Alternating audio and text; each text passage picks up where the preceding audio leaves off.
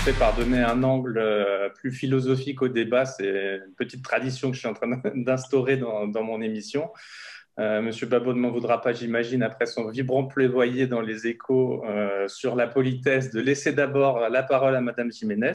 Pourriez-vous nous parler de votre thèse soutenue en 2018 sur le processus de création de valeur par la RSE? Selon vous, quelle est la place de la création de valeur économique dans la performance globale telle que vous la définissez dans ce travail? Merci pour ça. Et pour répondre à votre question, il convient d'abord de définir ce que j'entends par processus de création de valeur par la RSE et vous dire déjà d'emblée que dans cette formulation, le mot valeur, vous voyez, il est au pluriel. Donc, il faut savoir qu'au moment où j'entame ma thèse, on est en 2014, j'ai déjà de longues expériences dans l'industrie. Je suis une professionnelle de l'industrie depuis 26 ans, dans l'industrie pharmaceutique en l'occurrence.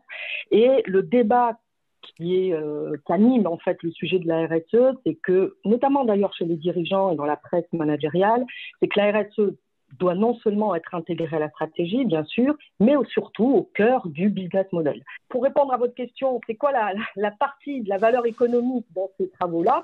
Vous voyez qu'en fait, la valeur économique, elle est indissociable de celle de la valeur sociale, de la valeur environnementale. Et on est bien dans cette idée que l'un contribue à l'autre. Et cette notion de profit au pluriel, pour moi, elle est vraiment très intéressante. Pourquoi? Évidemment, une entreprise ne peut être pérenne et d'abord, elle doit faire de la profitabilité économique. C'est évident. Donc, la question ne se pose pas. Mais vous voyez, avec cette notion de profit au pluriel, on se dit que finalement, cette profitabilité ne peut être que aussi au bénéfice de la société et de l'environnement. Et si finalement, elle ne bénéficie pas à la société ou à l'environnement, au moins qu'elle ne se fasse pas au détriment de la société et de l'environnement. Et vous voyez que finalement, on est sur les fondements théoriques de la RSE. Je vous remercie. Pour vous, Monsieur Babot, quelle est la place de la création de valeur, notamment dans les motivations du créateur d'entreprise et dans l'entreprise en général?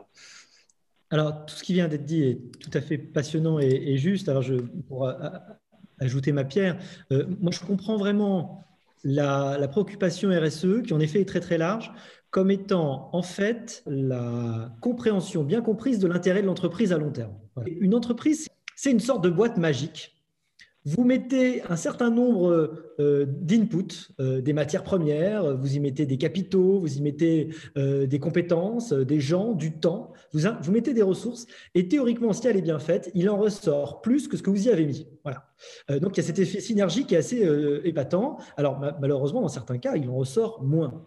Et ce qu'il en ressort, eh bien, il faut prendre en compte l'ensemble des ressources qui ont été utilisées. L'ensemble des ressources qui ont été grillées. Donc, si vous avez, par exemple, pollué un cours d'eau, ça fait partie du moins que vous avez fait. Donc, la compréhension de l'ensemble de l'impact, pour moi, elle est absolument, elle est native dans l'économie bien comprise, en quelque sorte. C'est-à-dire que vous allez prendre en compte, évidemment, cette très vieille question des externalités, qu'elles soient négatives ou positives. Externalité positive, évidemment, une création d'emplois qui va permettre de nourrir des familles, des gens de se développer. Externalité négative, naturellement, la pollution notamment. Donc la question, elle est bien celle de la pérennité. Et à travers cette question de la pérennité, il y a puisque vous parliez philo, j'adore ça, il y a cette idée, je crois, du conatus spinozien. Vous savez, l'idée de Spinoza, c'est que tout être vivant, tel qu'il est, cherche à persévérer dans l'être. Cette force de survie, cette volonté de survivre de tout être vivant, eh bien, l'entreprise, qui est une forme d'être biologique de certaine façon, cherche à continuer à exister. Donc, le but de l'entreprise, c'est moins le profit que la pérennité. Et pour la pérennité, bien sûr, ça implique que vous ne détruisiez pas l'environnement dans lequel vous vous développez.